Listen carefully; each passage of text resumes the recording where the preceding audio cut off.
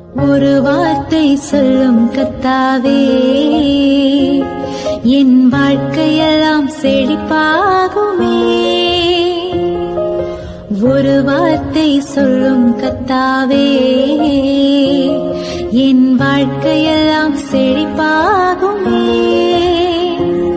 ஆண்டவராகிய இயேசு கிறிஸ்துவின் இனிதான நாமத்திலே ஒரு வார்த்தை சொல்லும் கர்த்தாவே என்ற தியான நிகழ்ச்சிக்கு உங்களை அன்புடன் வரவேற்கிறோம். கர்த்தர் கிருபையாய் தந்த இந்த நல்ல நாளிலும் மீண்டும் உங்களை கர்த்தருடைய வார்த்தை மூலம் சந்திப்பதிலே மிக்க மகிழ்ச்சி அடைகிறோம். நீங்கள் எல்லாரும் சுகமாக இருக்கிறீர்களா?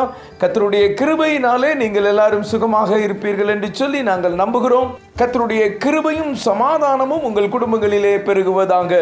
கடந்த நாளிலே கேள்வி நேரத்தில் கலந்து கொண்டு பதில்களை அனுப்பி கொடுத்த அனைத்து கர்த்தருடைய பிள்ளைகளையும் இயேசு கிறிஸ்துவின் நாமத்திலே வாழ்த்துகிறோம். கர்த்தர் உங்களை ஆசீர்வதிப்பாராக. 97ஆம் சங்கீதம் 11ஆம் வசனம், நீதிமானுக்காக வெளிச்சமும் செம்மையான இருதயத்தாருக்காக மகிழ்ச்சியும் விதைக்கப்பட்டிருக்கிறது. கிறிஸ்துவுக்குள் மிகவும் அன்பான தேவனுடைய பிள்ளைகளே, கர்த்தர் இந்த நாளிலும் நமக்கு தரும் ஆசீர்வாதமான வார்த்தை என்னவென்றால், நீதிமானுக்காக வெளிச்சமும் செம்மையான இருதயத்தாருக்காக மகிழ்ச்சியும் விதைக்கப்பட்டிருக்கிறது. எவ்வளவு அருமையான வார்த்தை பாருங்கள். தேவனாகிய கர்த்தர் உங்களுக்கென்று வெளிச்சத்தையும் மகிழ்ச்சியையும் விதைத்திருக்கிறார். கர்த்தருடைய திருரத்தத்தினாலே கழுவப்பட்டு ரட்சிக்கப்பட்டிருக்கிற நீங்கள் நீதிமான். உங்களுடைய இருதயம் உத்தமமாய் செம்மையாய் நடக்கும்போது மகிழ்ச்சியையும் சந்தோஷத்தையும் நீங்கள் அனுபவிப்பீர்கள். ஒருவேளை இன்றைக்கு நீங்கள் சந்தோஷம் இல்லாமல் துக்கத்தோடு இருக்கிறீர்களா? எங்கு திரும்பினாலும் இருளாய் காணப்படுகிறதா? நீங்கள் முன்னேறி செல்வதற்கு எந்த வழியும் தென்படவில்லையா?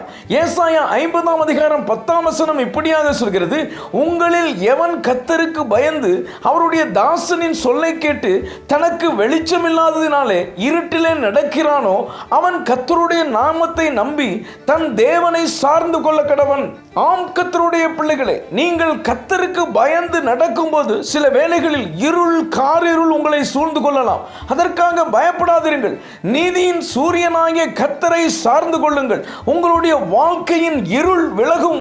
உங்களுடைய வேதனை, துக்கம் சந்தோஷமாக மாறும். யோவான் 16ஆம் அதிகாரம் 20ஆம் வசனத்திலே ஆண்டவராகிய இயேசு கிறிஸ்து, மெய்யாகவே மெய்யாகவே நான் உங்களுக்கு சொல்லுகிறேன், நீங்கள் அழுது புலம்புவீர்கள், உலகமோ சந்தோஷப்படும், நீங்கள் துக்கப்படுவீர்கள், ஆனாலும் உங்கள் துக்கம் சந்தோஷமாய் மாறும் என்று சொல்லி இருக்கிறார்.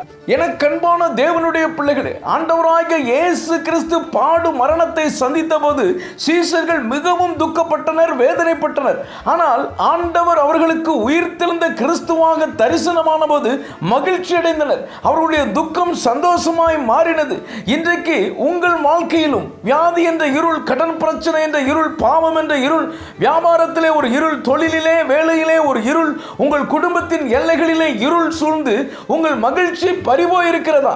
எப்பொழுதும் துக்கத்தோடு இருக்கிறீர்களா? சோர்ந்து போகாதிருங்கள். உங்களுக்காக ஏற்கனவே வெளிச்சமும் மகிழ்ச்சியும் விதைக்கப்பட்டிருக்கிறது. இந்த துக்கமும் இருளும் நிரந்தரம் அல்ல, இது எல்லாம் மாறும். யாத்ராகமம் 14ஆம் அதிகாரம் 10ஆம் வசனத்தை நாம் வாசிப்போம். பார்வோன் சமீபித்து வருகிற போது இஸ்ரவேல் புத்திரர் தங்கள் கண்களை ஏறெடுத்து பார்த்து எகிப்தியர் தங்களுக்கு பின்னே வருகிறதை கண்டு மிகவும் பயந்தார்கள். அப்பொழுது இஸ்ரவேல் புத்திரர் கர்த்தரை நோக்கி கூப்பிட்டார்கள்.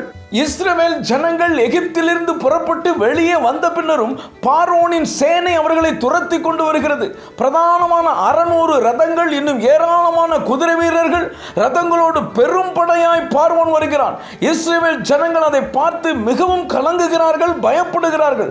மோசே ஜனங்களை தைரியப்படுத்தி, பயப்படாதிருங்கள், கர்த்தர் உங்களுக்கு செய்யும் ரட்சிப்பை பாருங்கள், நீங்கள் சும்மா இருப்பீர்கள், கர்த்தர் உங்களுக்காக யுத்தம் பண்ணுவார், இன்றைக்கு நீங்கள் காண்கிற எகிப்தியரை இனி என்றைக்கும் காண மாட்டீர்கள் என்று தைரியம் சொல்லுகிறார். கர்த்தர் மிகப்பெரிய அற்புதம் செய்தார். கர்த்தர் எகிப்தியரையும் பார்வோனின் சேனையையும் சிவந்த சமுத்திரத்திலே மூழ்கடித்தார்.